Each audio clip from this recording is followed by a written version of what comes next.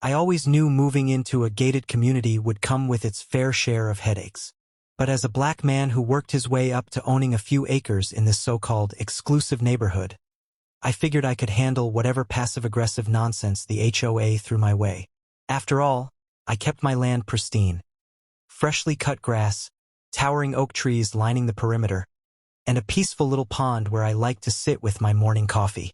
My property was a slice of heaven, a sanctuary away from the world. That was until her, Karen, the self-appointed queen of the HOA. A middle-aged woman with a platinum blonde bob, designer yoga pants, and an attitude so entitled it could suffocate a room. From the moment I moved in, she made it clear I didn't belong. Not outright, of course. That would be too obvious. No, Karen specialized in the subtle jabs, the sideways glances, the overly sweet, "Oh, I didn't think someone like you would want to live here" remarks, and the constant reminders about HOA guidelines. At first, it was minor annoyances. A letter in my mailbox about my unauthorized porch furniture. A complaint about my driveway being too rustic because it was gravel instead of pavement. A polite but firm suggestion that my guests, mostly my Black and Latino friends, should park further down the street so they didn't clog up the neighborhood. I ignored it. I had better things to do than entertain her nonsense. But then came the real problem. One afternoon, I was walking my property line, checking the fence near the back acres, when I noticed something odd. White folding chairs stacked neatly in rows, a trellis adorned with fake roses, and right in the middle of my yard, a massive white tent, half assembled, with men in tuxedo vests and bow ties scrambling around, setting up tables. I blinked, certain I was hallucinating. I wasn't. Someone, no Karen, was throwing an event in my backyard. Without asking, I clenched my jaw. Oh, this wasn't just HOA pettiness anymore. This was blatant disrespect. And Karen had no idea just how badly she had messed up. You'd like any tweaks before moving on to. At first, I thought there had to be some mistake. Maybe some lost wedding crew got their locations mixed up. Maybe the guests would show up any second, realize their venue was not an open field, and scramble to fix their error. But then I saw her. Karen stood near the tent, arms crossed, surveying the setup like a queen overseeing her kingdom. She wore an expensive cream-colored dress, her blonde bob perfectly styled, her lips pursed in that tight, judgmental smirk she always had when looking at me. Next to her, a frazzled woman in a headset gestured wildly at a clipboard, clearly under stress. That's when it clicked. Karen hadn't mistakenly set up here. She hadn't forgotten to ask permission. She had deliberately chosen my land for her event. And judging by the expensive decor, the caterers rushing around with silver trays, and the violinists tuning their instruments, this wasn't just any party. This was a wedding. I exhaled sharply, trying to control the heat rising in my chest. Maybe she assumed no one was home. Maybe she thought I wouldn't mind, as if I were some nameless background character in her pristine little world. I strode toward the chaos, keeping my steps measured. A worker carrying an enormous floral arrangement nearly bumped into me and barely spared me a glance before rushing off. No one stopped me. No one asked who I was. They just moved around me like I was invisible, until I reached Karen. "Oh," she said, feigning surprise. "Didn't see you there." My fists clenched at my sides. "Karen, want to explain why there's a wedding in my backyard?" She tilted her head, all fake innocence. "Oh, don't be dramatic. It's not your backyard." She gestured vaguely. "This is common land, technically part of the HOA. I stared at her, incredulous. "No, Karen. This is my private property. You're trespassing." She gave a dismissive little laugh, the kind rich people use when they think you're being unreasonable. "Oh, well, the community always uses this space for special occasions. The former owners didn't mind." She waved a manicured hand.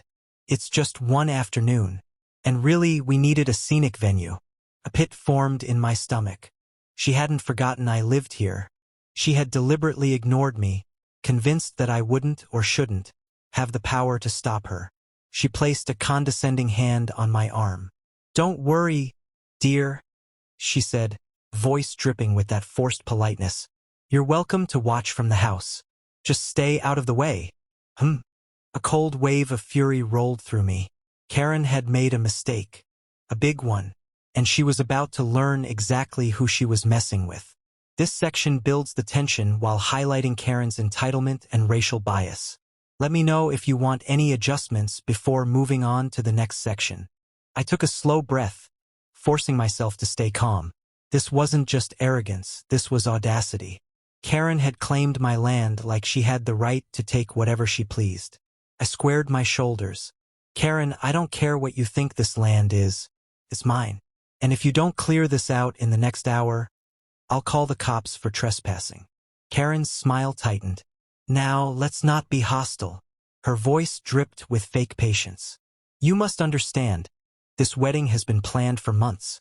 Deposits have been made. Guests are flying in. We can't just pack up and leave." I crossed my arms. "That sounds like a you problem."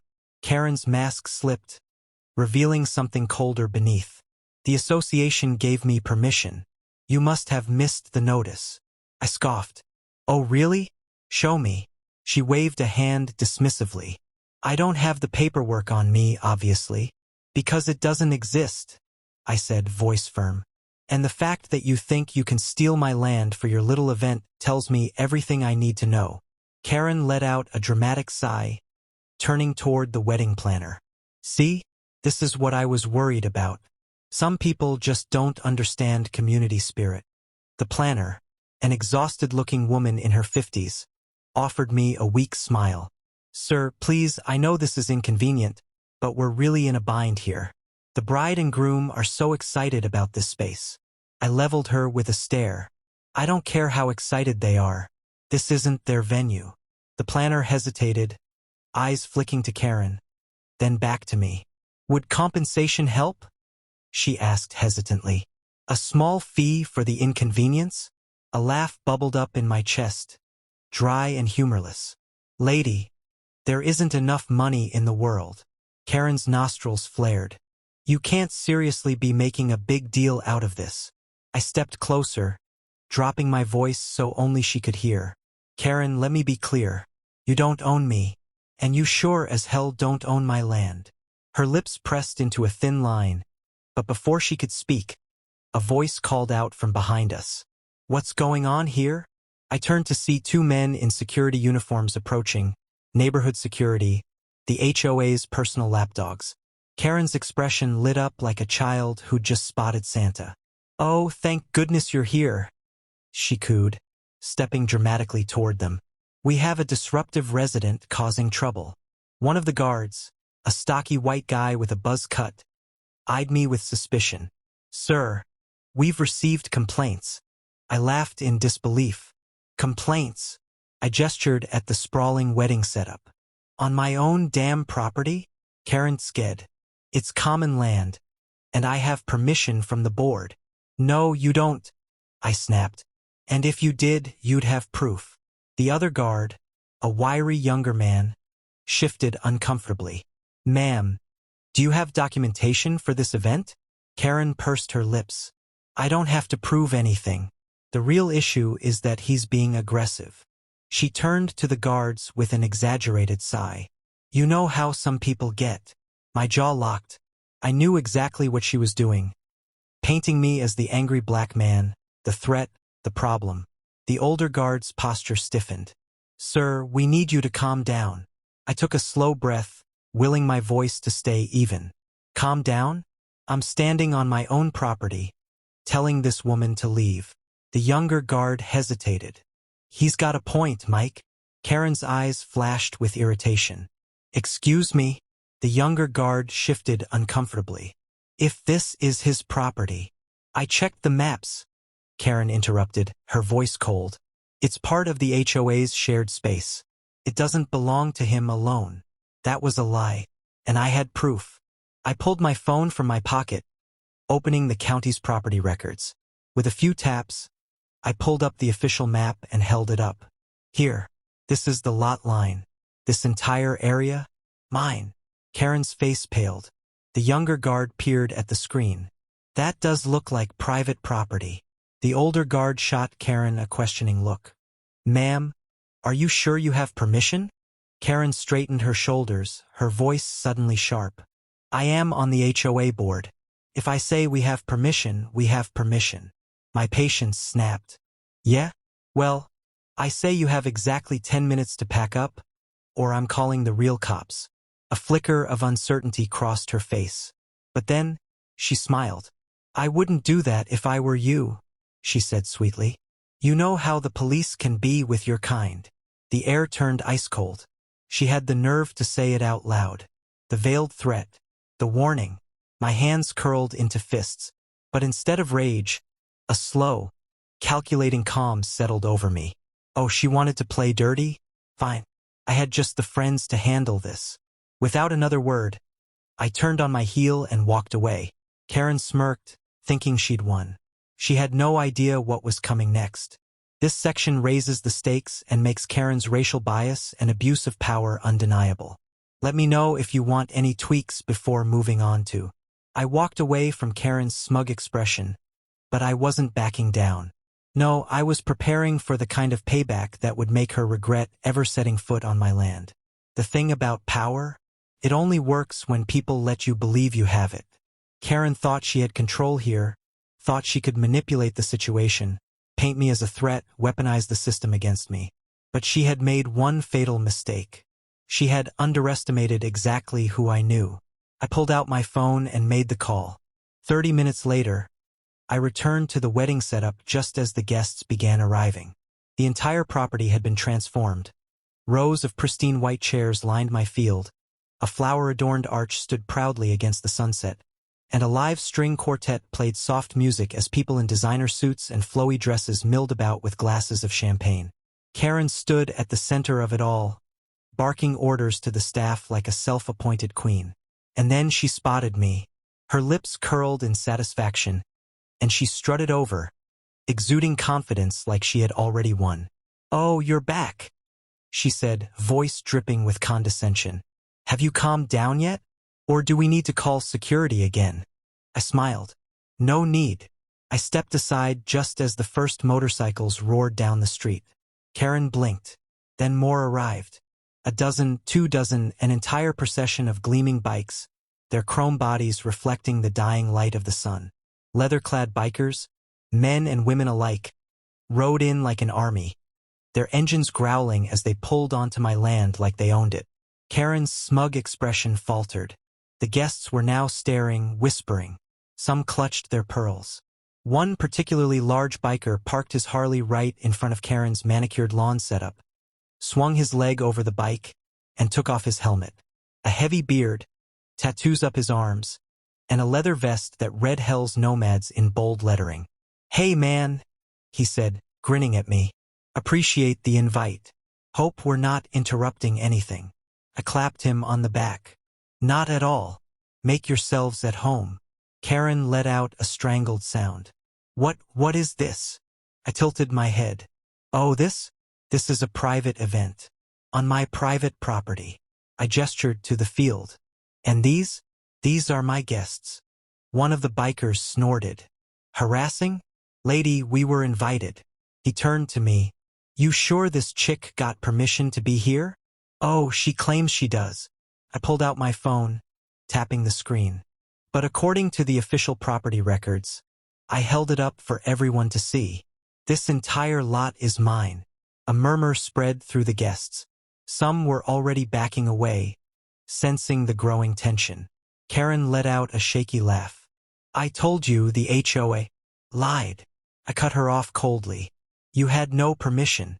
You just assumed you could take what you wanted." Her composure cracked. "You can't do this." She turned to her security guards, who were looking increasingly uncomfortable. "Stop this. Get rid of them." The older guard hesitated. "Ma'am, if this is his land." "Oh, to hell with that," she snapped. "They're bikers. They're dangerous." The lead biker chuckled. "Lady, we own a charity.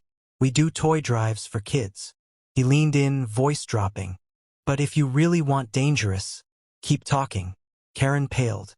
And then, like fate itself had timed it, we all heard the distinct sound of sirens. Her head snapped toward the street just as a black and white squad car pulled up. I smiled. "Oh, look, the real cops." Karen gasped. "You called them?" The air was thick with tension.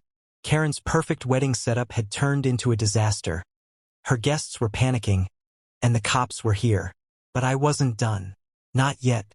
Karen's breath came in short, furious bursts. Her carefully manicured nails dug into her palms as she turned on the officer. "This is a mistake. I paid for this venue." The officer's eyebrows shot up. "Paid? With whose permission?" Karen swallowed. "The HOA approved it. This isn't his land. It's community property." I let out a sharp laugh. "Oh, you're really sticking to that lie, huh?" Karen snapped her gaze to me, seething. "You're just squatting here. You don't belong in this neighborhood. You never did." A few guests gasped at the blatant venom in her voice. The officer's jaw tightened. I pulled out my phone, already queuing up the final nail in her coffin. "See, Karen, I knew you'd try to weasel your way out of this. That's why I came prepared." I turned my screen toward the officer and tapped play. Up on the screen, a video recording played, the security footage from my outdoor cameras. The footage showed Karen sneaking onto my property days earlier, clipboard in hand, talking with her lackeys from the HOA. Her voice was clear as day. "Oh, he's too dumb to fight this. We'll just say it was an HOA decision. If he makes a fuss, we'll call security and say he's aggressive. Who do you think the police will believe? Some guy like him? Or a respected community leader like me?" Silence. Dead. Silence. The blood drained from Karen's face. The officer turned slowly toward her. Karen bolted. She spun on her heel, staggering toward the wedding crowd, grasping at the groom's tuxedo. Tell them we rented this place properly." The groom, now looking mortified, jerked away from her grip. I don't know, Karen. We just assumed. You handled it." The bride, mascara streaming down her cheeks, let out a wail. "You told me this was a real venue, Karen. We spent $50,000 on this wedding." Karen's mouth flapped open and closed like a fish gasping for air. I was going to fix it. The officer cut her off. "You lied to them and illegally occupied someone else's property?" She shook her head in disbelief. "Ma'am, you need to come with me." Karen let out a strangled laugh, eyes darting around for help. She turned to her guests. "You know me. You know I wouldn't do this." One older woman sniffed. "Karen, you told me he was some criminal trying to take advantage of the HOA. You lied to all of us." Karen's entire body trembled. No, this isn't happening." And then the bikers started cheering. One of them, a burly guy with a leather vest, pulled out his phone. "Oh, man, this is gold. This is gonna go viral." Karen's eyes darted toward him in horror. "Don't film this." I grinned. "What's wrong, Karen? Afraid the whole world's gonna see you for what you really are." She let out a shriek and lunged for my phone. "Delete that video." The officer grabbed her by the arm. "Ma'am," Karen screamed. No, you can't arrest me. I'm on the HOA board. I have connections. You don't know who I am." The officer sighed, pulling out her cuffs. "Yeah, we do." Click. Karen froze as the cold metal locked around her wrists. The entire crowd watched in stunned silence. Then slowly applause broke out. First, from the bikers. Then from the wedding guests. Even the bride started clapping. Karen's face twisted in humiliation. "Stop that." One of the bikers hollered. "Hey, don't worry, Karen. You'll have plenty of time to plan weddings in jail." Laughter erupted. The officer began leading Karen toward the squad car, but then she hesitated. "Oh, and one more thing." She gestured to the wedding decorations. "Since you trespassed all this?" She waved at the expensive chairs, floral arrangements, catering tables. "It's all staying here." Karen gasped. "You can't." The officer shrugged. "It's on his land. That makes it his property now." Karen let out an ear-splitting screech. I turned toward the bikers with a grin. "You guys ever had a 5-star catered meal before?" They cheered. As Karen was shoved into the police car, She stared out in horror as my new friends swarmed the abandoned wedding setup. Within minutes, they had taken over, drinking champagne, eating the expensive food, even one guy posing under the floral arch like he was renewing his vows. Karen watched in utter devastation as her dream wedding, the event she had stolen from me, became my party. And there wasn't a damn thing she could do about it. And just like that, the tables had turned. Karen was gone. The wedding was ruined. The bikers were having the time of their lives. And I had just won. But I wasn't done yet. Because now, it was time to make sure Karen's entire life fell apart. And I knew exactly how to do it. This builds up to Karen's final downfall in the next section. Let me know if you want anything changed before we move on to justice being served. Karen sat in the back of the squad car, her once perfect hair now a tangled mess, her white dress stained with dirt and tears, the flashing red and blue lights reflected in her wide, panicked eyes. Reality was hitting her like a freight train. She wasn't the queen of the HOA anymore. She wasn't the untouchable community leader she pretended to be. She was just another criminal caught in the act. The officer spoke into her radio. "Dispatch, we've got a trespassing, fraud, and property damage situation. Suspect is in custody." Karen lunged forward, her voice shrill. "I can fix this. I'll sue. I'll—" The officer cut her off with a bored look. "You lied, Karen. You got caught. Now, shut up and sit back." The wedding guests stood in stunned silence, whispering among themselves. "I can't believe she lied to all of us. She said this was her land. I feel so stupid for believing her." The bride, still trembling, turned to me. "I'm so sorry for what she did to you. I had no idea." I gave her a small nod. "You weren't the only one she fooled." But now everyone could see the truth. Karen wasn't a leader. She was a liar. And now she was about to lose everything. The fallout. The HOA board held an emergency meeting that night. With the scandal breaking out in real time, videos of Karen's arrest spreading like wildfire online, they had no choice. Karen was immediately removed from her position. Then came the lawsuits. The bride's family sued Karen for fraud. The HOA distanced themselves as fast as possible, claiming they had no idea about her schemes, which, honestly, was probably another lie. Then came the financial ruin.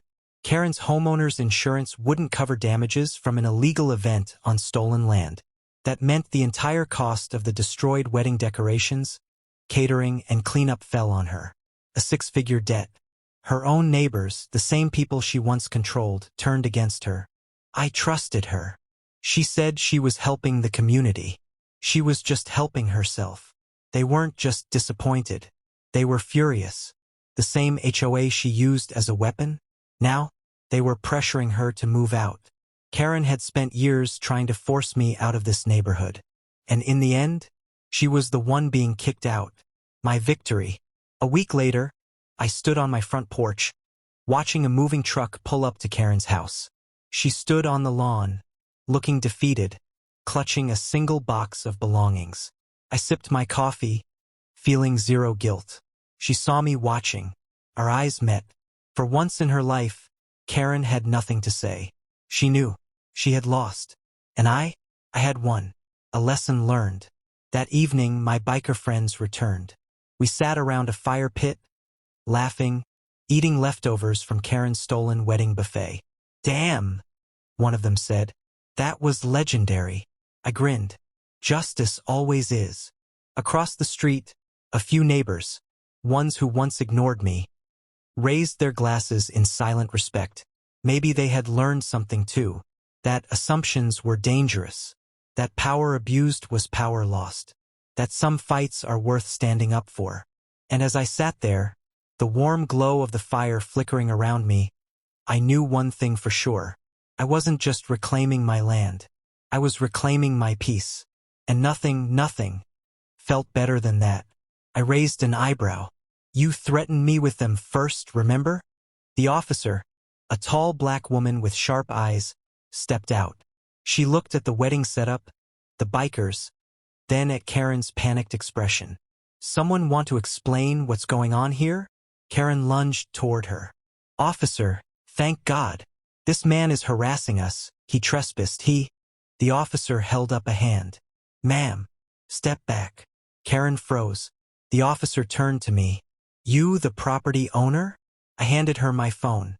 Records are all here. She scanned the screen, then looked at Karen with pure disappointment. So let me get this straight. You illegally occupied his land, tried to weaponize security against him, and now you're calling us. Karen's mouth opened and closed. I crossed my arms.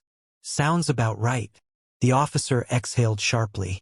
Ma'am, you and your guests need to leave. Karen let out a hysterical laugh. But it's a wedding. You can't. The officer's voice hardened. Now. The bride burst into tears. The groom looked ready to pass out. And Karen? Karen's face twisted with fury as she realized she had lost. But she hadn't seen the worst of it yet. Because I wasn't done with her. Not even close. This sets up the final downfall of Karen in the next section. Let me know if you want any tweaks before we move on to the climax.